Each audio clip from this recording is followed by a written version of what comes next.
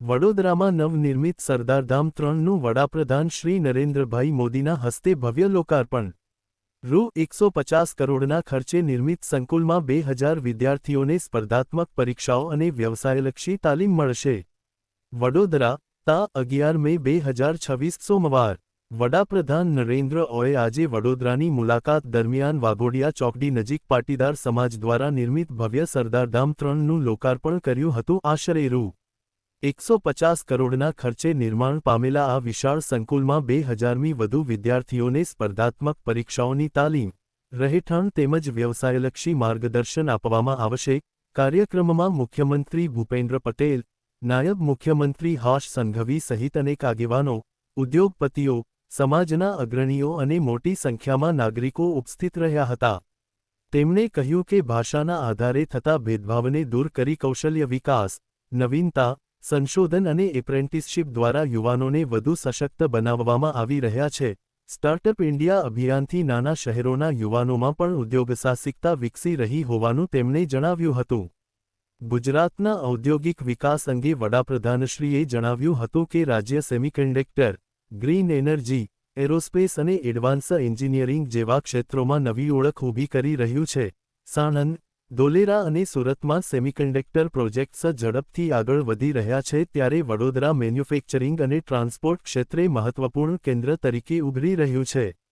તેમણે જણાવ્યું હતું કે વડોદરામાં નિર્મિત મેટ્રો કોચિસ હવે વિદેશોમાં નિકાસ થઈ રહી છે જ્યારે સાવલી ખાતે આધુનિક રેલ કોચિસનું ઉત્પાદન થઈ રહ્યું છે।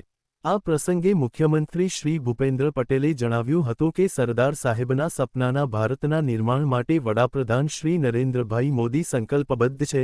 તેમણે જણાવ્યું કે કલમ 370 દૂર કરીને વડાપ્રધાનશ્રીએ સરદાર પટેલના રાષ્ટ્રીય એકતાના સ્વપ્નને સાકાર કર્યું છે। તેમણે ઉમેર્યું હતું કે સરદારધામ મિશન 2026 અંતર્ગત સમાજ દ્વારા હાથ ધરાયેલા 5 સંકલ્પોને સાકાર કરવા આ સંકુલ મહત્વપૂર્ણ સાબિત થશે। મુખ્યમંત્રીશ્રીએ રૂ500 કરોડની સરદારધામ વિદ્યા સહાય યોજનાનો ઉલ્લેખ કરતાં જણાવ્યું હતું કે ગામડા અને જરૂરિયાતમંદ વિદ્યાર્થીઓને ઉચ્ચ શિક્ષણ તથા રહેઠાણ જેવી સુવિધાઓ ઉપલબ્ધ કરાવી સમાજ નિર્માણ થકી રાષ્ટ્ર નિર્માણનો પ્રયાસ થઈ રહ્યો છે। તેમણે પાટીદાર સમાજના વૈશ્વિક યોગદાનની પ્રશંસા કરતાં જણાવ્યું હતું કે વિશ્વના કોઈપણ ખૂણે વસેલો પાટીદાર સમાજ ગુજરાતની ઓળખ અને ખમીરને ગૌરવ અપાવે છે। કાર્યક્રમ દરમિયાન વડાપ્રધાનશ્રીને સરદાર ગૌરવ રત્ન એવોર્ડથી પણ સન્માનિત કરવામાં આવ્યા હતા। એવોર્ડ સ્વીકારતા શ્રી મોદીએ જણાવ્યું હતું કે પરિવાર અને પોતાના લોકો દ્વારા મળતું સન્માન સૌથી વિશેષ હોય છે અને આ એવોર્ડ તેમની જવાબદારી વધુ વધારે છે। તેમણે વિશ્વાસ વ્યક્ત કર્યો હતો કે સરદાર સાહેબના અધૂરા સ્વપ્નોને સાકાર કરવા તેઓ સંપૂર્ણ સમર્પણ સાથે કાર્ય કરતા રહેશે।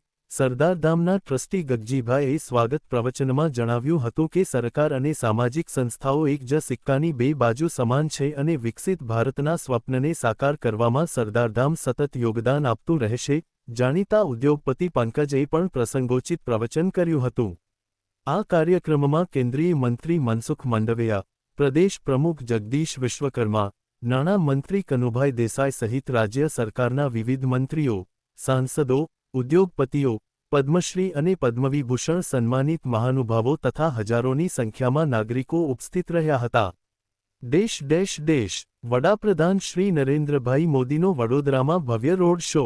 1.5 કિલોમીટર લાંબા રોડ શોમાં એક ભારત શ્રેષ્ઠ ભારતની સાંસ્કૃતિક ઝાંખી। સરદારધામના લોકાર્પણ બાદ વડાપ્રધાન શ્રી નરેન્દ્ર મોદીનું વડોદરામાં ભવ્ય રોડ શો યોજાયું હતું। ગદા સર્કલથી જૂના એરપોર્ટના ગેટ સુધી આશરે 1.5 કિલોમીટર લાંબા માર્ગ પર હજારો નાગરિકોએ પોતાના લોકપ્રિય નેતાના દર્શન કરવા ઉમટી પડ્યા હતા। સમગ્ર માર્ગ પર વડોદરા મહાનગરપાલિકા અને વહીવટી તંત્ર દ્વારા 16 જેટલા સુસજ્જ મંચોની રચના કરવામાં આવી હતી। આ મંચો પરથી એક ભારત શ્રેષ્ઠ ભારતની ભાવનાને પ્રતિબિંબિત કરતી વિવિધ સાંસ્કૃતિક કૃતિઓ રજૂ કરવામાં આવી હતી। ગરબા, ભાંગડા, બિહુ નૃત્ય, ભરતનાટ્યમ, કથકલી, મણિપુરી નૃત્ય તેમજ અયોધ્યા અને ઓપરેશન સિંદૂર જેવી થીમ આધારિત કૃતિઓએ સમગ્ર વાતાવરણને દેશભક્તિ અને સાંસ્કૃતિક ગૌરવથી ઓતપ્રોત બનાવી દીધું હતું।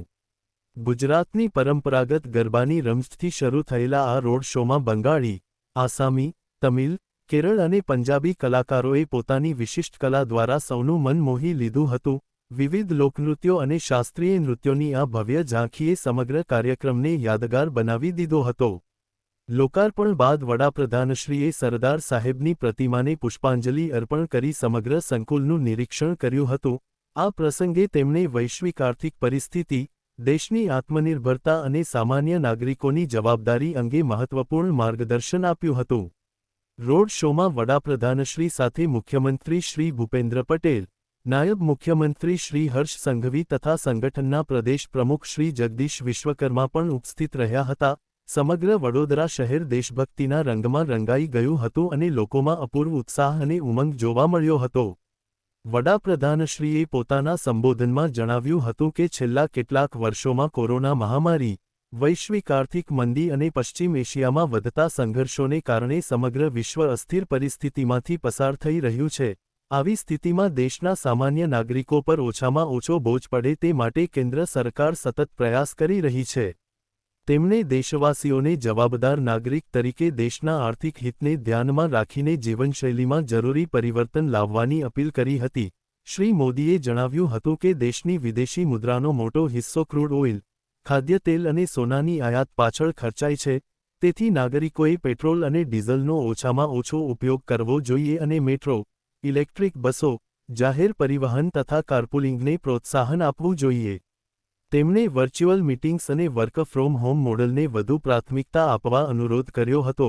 સાથે જ શૈક્ષણિક સંસ્થાઓને પણ જરૂરી હોય ત્યાં સમયબદ્ધ ઓનલાઇન શિક્ષણ વ્યવસ્થા અંગે વિચારણા કરવા પ્રેરણા આપી હતી. વડાપ્રધાનશ્રીએ સોનાની ખરીદી ટાળવાની પણ અપીલ કરતા જણાવ્યું હતું કે હાલની પરિસ્થિતિમાં દેશની વિદેશી મુદ્રા બચાવવી અત્યંત જરૂરી છે. તેમણે વોકલ ફોર લોકલ અભિયાનને જનાંદોલન બનાવવાની જરૂરિયાત વ્યક્ત કરી હતી અને સ્થાનિક ઉત્પાદનો ખરીદીને દેશના ઉદ્યોગકારોને મજબૂત બનાવવા અનુરોધ કર્યો હતો. કૃષિ ક્ષેત્રની ચર્ચા કરતાં વડાપ્રધાનશ્રીએ કુદરતી ખેતીને પ્રોત્સાહન આપવા, રાસાયણિક ખાતરો ઉપરની નિર્ભરતા ઘટાડવા અને ડીઝલ પંપના સ્થાને સોલાર પંપનો ઉપયોગ વધારવા ઉપર ભાર મૂક્યો હતો. તેમણે જણાવ્યું હતું કે ટકાઉ કૃષિ અને સ્થાનિક ઉત્પાદન જ ભારતને લાંબા ગાળે આર્થિક રીતે મજબૂત બનાવશે. દેશની અંદર પ્રવાસનને પ્રોત્સાહન આપવા અપીલ કરતા શ્રી મોદીએ જણાવ્યું હતું કે ઉનાળાની રજાઓમાં વિદેશ પ્રવાસ કરતા ભારતના ઐતિહાસિક અને સાંસ્કૃતિક સ્થળોની મુલાકાત લેવી જોઈએ. તેમણે ડેસ્ટિનેશન વેડિંગ માટે પણ ભારતના સ્થળોને પ્રાથમિકતા આપવા અનુરોધ કર્યો હતો અને ખાસ કરીને સ્ટેચ્યુ ઓફ યુનિટી જેવા વિશ્વપ્રસિદ્ધ પર્યટન કેન્દ્રોમાં આવા સમારોહ યોજવાની હિમાયત કરી હતી.